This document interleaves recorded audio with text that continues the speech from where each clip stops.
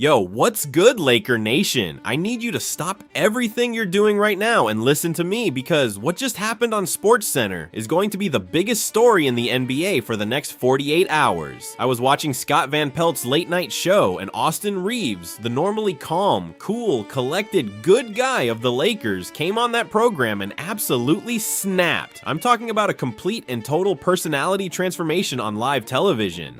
The guy who never says anything controversial, who always gives the right answers, who always takes the high road, went on national TV and destroyed the referees, went after Stephen A. Smith by name, challenged the entire media narrative, and then said things about the state of the Lakers that are going to have the front office scrambling. I literally had to pause and replay because sweet, humble Austin Reaves just turned into the most dangerous player in these playoffs. This was the moment the good boy became the bad boy, and what triggered it is going to make you furious. Let's get into it. Hey, what's up everyone? Real quick before we get into everything, that like button is literally what determines if this reaches hundreds or thousands of fans. Takes 1 second, but makes a huge impact on the channel's growth. Just smash that like button right now. It's the easiest thing you can do, but honestly, the biggest way to support this content. Every single like pushes this further, so hit it now. So here's the context that you need to understand. Austin Reaves just had the game of his life. He scored 31 points in Game 2 against the defending champion Oklahoma City Thunder. 31 points, a career playoff high. He was 10 of 18 from the field. He was attacking the rim. He was hitting mid-range pull-ups. He was running the offense with 6 assists. He was fighting through the oblique injury that had kept him out for a month, that caused him to miss the end of the regular season and the first 4 games of the Rockets series. He came back in Game 5 against Houston, started in Game 6, and has been trying to get his legs under him ever since. And in Game 2 against the Thunder, something clicked. Austin Reaves was special, but it didn't matter. The Lakers lost 125-107. They committed 20 turnovers. They were called for 26 fouls to OKC's 21. The Thunder shot 55.6% from the field, their best percentage of the entire playoffs. And in the third quarter, when the Lakers actually had momentum and had cut the deficit to single digits, OKC went on a devastating 21-5 run that broke the game open. Throughout the game, Reaves felt he was being fouled on drives without calls, while the Thunder were getting touch fouls on the other end. And then, with 6:06 left in the fourth quarter, there was a jump ball between Jackson Hayes and Chet Holmgren. As Reaves tried to reposition himself, referee John Goble turned and yelled in his face. Reaves said afterward that he felt disrespected because Goble didn't need to yell in my face like that. And after the buzzer, Reaves walked directly to the officials and had to be physically pulled away by teammates. It was caught on every camera in the building. So when Reaves sat down with Van Pelt, you could see the anger radiating off him. His eyes were different, his jaw was set, his hands were clenched. This was not the Austin Reaves who gives polite Southern gentleman answers. This was a man who had been pushed past his limit. Van Pelt asked him about the 31-point performance and what it felt like to play that well in a loss. "It feels like garbage," Reaves said bluntly. "I don't care about 31 points. I care about winning." And we didn't win because we weren't allowed to compete on a level playing field. Van Pelt followed up by asking about the confrontation with referee John Goble after the game, and that is when Austin Reaves officially shed his good boy image forever. "I don't care about the fines anymore," Reaves said, looking directly into the camera. Fine me $100,000. I don't care. What I saw last night was a disgrace to basketball, an absolute disgrace. I scored 31 points while being shoved, grabbed, and hit on almost every single drive. I went to the free throw line 10 times, which sounds like a lot, right? But for the contact I was absorbing, it should have been 20. And LeBron went to the line 4 times. 4. A man who attacks the rim 15 times a game got 4 free throws. Meanwhile, SGA got every soft call in the book on the other end. He wasn't done. His voice was rising with every sentence. And then the John Goble situation, Reaves continued. "There's a jump ball with 6 minutes left. I'm trying to move to my spot and Goble turns around and screams in my face like I'm a child, like I'm nobody. I told him right there, if I did that to you first, I would have gotten a technical. And the only reason I didn't get a tech is because he knew he was in the wrong. These refs think they can disrespect players because they have whistles." But we're grown men competing for our lives out there, and being screamed at by an official while I'm doing my job is not acceptable. Van Pelt, measured as always, asked if Reeves thought the officiating was a pattern or specific to this series. It's a pattern, Reeves said without hesitation. The Thunder play the most physical defense in the NBA. Everyone in the league knows it. Jalen Williams holds you on every play. Hartenstein sets illegal screens on every possession. Their guards hand check constantly, and the refs let them do it because they're the champions. Because they're the league's golden franchise. Because SGA is the MVP. Because Chet is the next big thing. The NBA protects its investments, and the Thunder are the league's biggest investment right now. I said what I said. The studio went silent. Because Austin Reaves, the kid from Newark, Arkansas, the undrafted free agent who worked his way into being one of the best guards in the NBA, had just accused the league of protecting the Thunder on national television, on SportsCenter, with millions of people watching. And let me talk about Stephen A. Smith, Reeves said, and his tone turned from angry to contemptuous. Stephen A. said before this series that I wasn't a factor. That's what he said. That I couldn't impact a series against the Thunder because I'm not a true star. Well, Stephen A., 31 points is not a factor. Leading the team in scoring in Game 2 against the defending champions is not a factor. Maybe you need to update your definition of what a factor is. Because while you're sitting in your studio running your mouth, I'm out there bleeding for this team. I'm playing through an oblique injury that hasn't fully healed. I couldn't play for a month.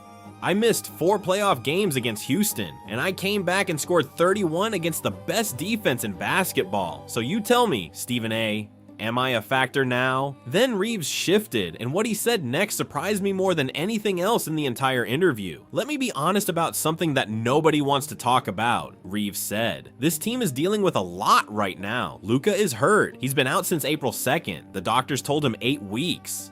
That means he's not coming back for this series. He said himself that he's running, but hasn't done any contact work yet. So the reality is that we're trying to beat the defending champions without our best player, who averaged 33.5 points, 7.7 rebounds, and 8.3 assists this season. The scoring champion, gone. And the media acts like that's some minor inconvenience. Like we should still be competitive without a guy who scores 34 points a night. That's insane. And I love Luka, Reeves continued. He's my teammate and he's fighting to come back. But I'll be honest, it hurts knowing he's not out there. Because when Luka plays, everything opens up. The defense has to account for him on every possession. Double teams come his way, and the rest of us get open looks. Without him, defense is key on LeBron, they key on me, and the rest of the guys are being asked to create in ways they're not built for. That's why we have 20 turnovers. That's not a discipline problem. That's a talent problem created by our best player being on the sideline. He paused and his voice got quieter but somehow more intense.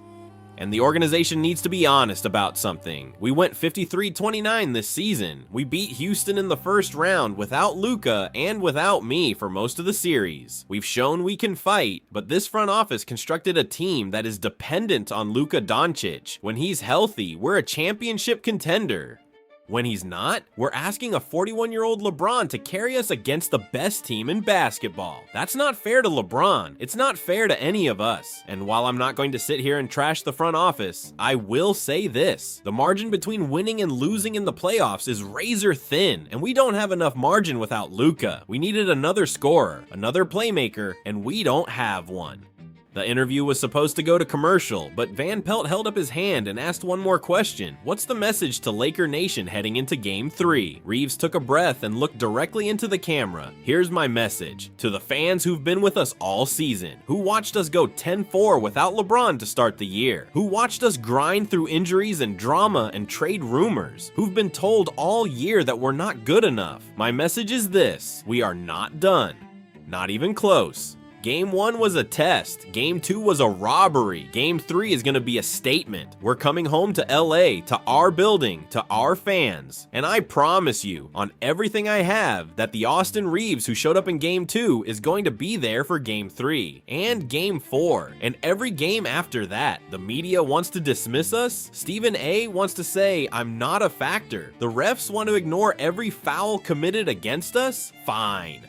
We'll use all of it as fuel. But I want to be crystal clear about one thing, he said, and his voice dropped to a near whisper that was somehow more powerful than any shout. The Oklahoma City Thunder have not beaten us yet. They've won 2 games in their building, with their crowd, with an officiating standard that benefits their style of play. They haven't beaten the real Lakers. They haven't beaten us in LA. They haven't beaten us with our crowd pushing us.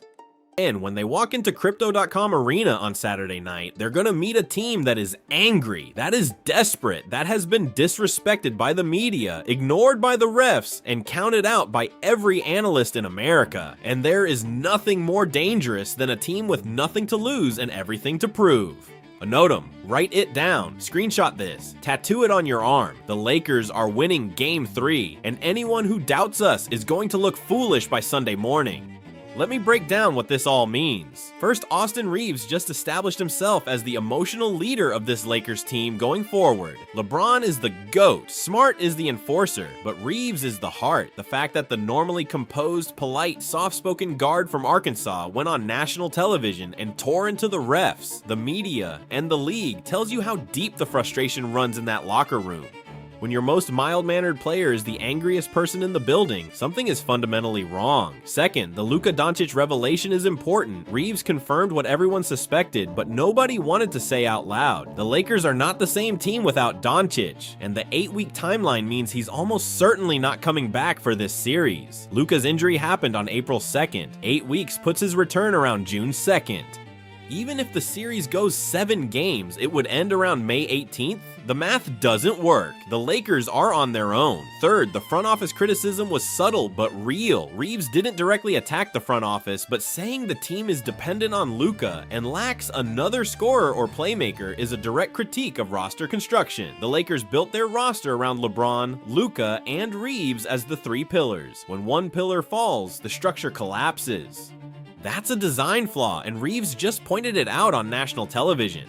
Fourth, the 31-point Game 2 performance was both a blessing and a curse. It showed that Reeves can be a dominant scorer when he's feeling it, but his Game 1, 3 for 16, 8 points, showed the inconsistency that comes with playing through injury. The Lakers need the Game 2 Reeves every night. If they get the Game 1 version, the series is over. Laker Nation, I need your energy in the comments right now.